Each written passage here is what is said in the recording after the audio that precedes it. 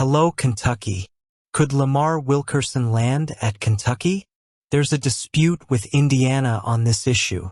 Let's analyze this question, but first subscribe to the channel to receive more news.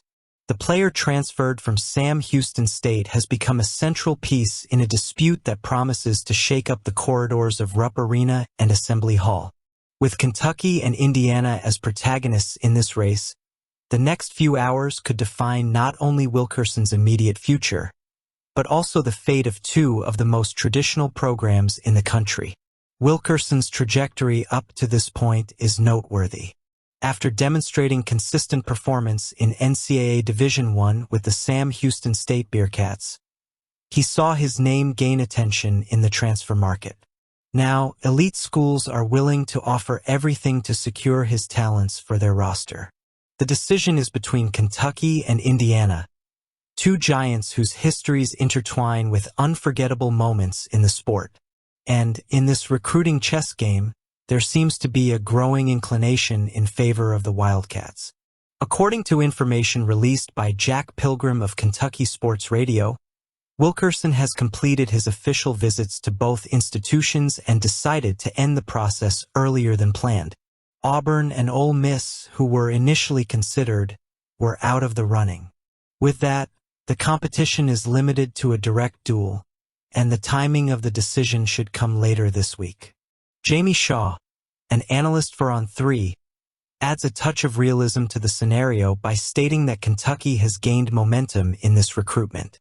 According to her, a lot of conversations involve Indiana and Kentucky, but the Wildcats seem to be on the rise. The current context of college recruiting adds layers of complexity to the situation. The NIL era has radically transformed the way universities deal with prospects, allowing athletes to explore unprecedented financial opportunities.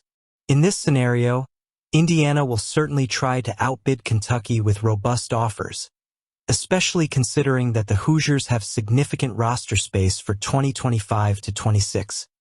Only 4 players confirmed so far.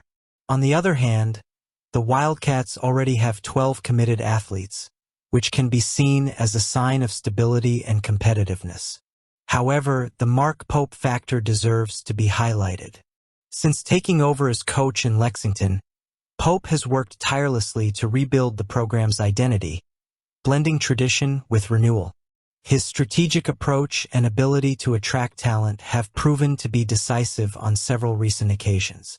The connection built between him and Wilkerson during the official visit to the Kentucky campus was highlighted as a positive differentiator.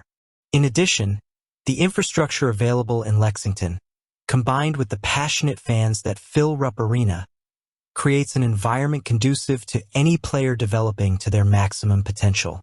And Lamar Wilkerson needs to evaluate which project best aligns with his personal and professional goals.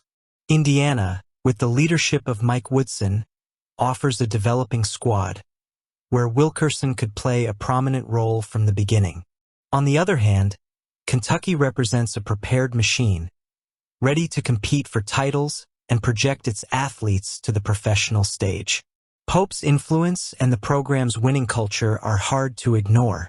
While there are rumors suggesting Kentucky has the edge, it would be foolhardy to underestimate Indiana's ability to turn things around in the final hours. In the world of college recruiting, sudden changes are common, and nothing is decided until Wilkerson himself announces his choice.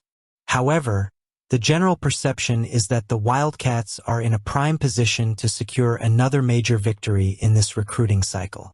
For Kentucky, the addition of Lamar Wilkerson would represent another key piece in a puzzle that seeks to regain absolute dominance in the SEC and advance deep into the NCAA tournament.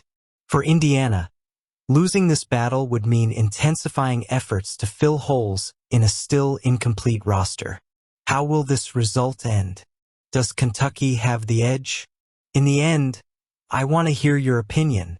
Jiren Pierre Jr.'s decision to commit to the SMU Mustangs marks the end of one of the Wildcats' potential roster additions for next season.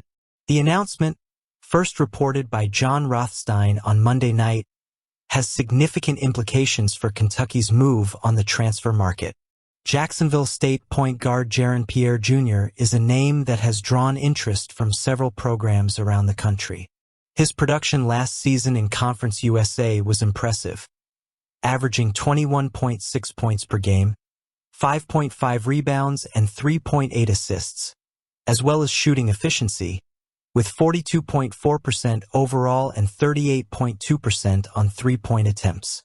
This versatile profile made him an ideal candidate for teams looking to make an immediate impact.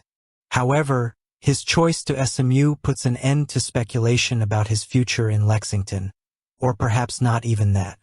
As Rothstein noted, Pierre will still be going through the NBA draft process, leaving open the possibility that he may not return to college basketball. For Kentucky, the loss of Pierre is symbolic but not catastrophic. Coach Mark Pope has shown creative recruiting skills, adapting his strategies as needed. In recent months, the team's focus has gradually shifted to Lamar Wilkerson, whose decision between Kentucky and Indiana is expected to be announced soon. With only one roster spot remaining for the 2025-26 season, every move becomes crucial. The departure of Caden Lewis, who opted to explore other opportunities, has further amplified the need to strengthen the program. The current situation requires caution and precision. While they await Wilkerson's decision, reports indicate that Kentucky has already initiated contact with other players on the market. One such player is Cade Tyson, a target mentioned as part of recent talks. While details about those negotiations remain scarce, it is known that the team is evaluating options that could fill specific holes on the roster. Pope's philosophy has always been about building a balanced team that can both compete in the present and develop talent for the future. Pierre's move to SMU also reflects an interesting trend in college basketball: the growing competition among lower-profile programs. Under Rob Lanier, the Mustangs have worked to establish themselves as an emerging force in the ACC, and signing a player of Pierre's caliber is a bold step in that direction. For Kentucky, it serves as a reminder that the competition for talent has never been fiercer. Regardless of Pierre's fate, the spotlight now turns to Lamar Wilkerson. Kentucky seems to remain the favorite in this race, but college basketball is known for its ups and downs. Signing Wilkerson could provide solid closure for Pope's roster, while his absence would force the coaching staff to quickly look for alternatives. Names like Cade Tyson could emerge as viable solutions, but the pressure is on these days. Whatever the outcome, we'll just have to watch it closely.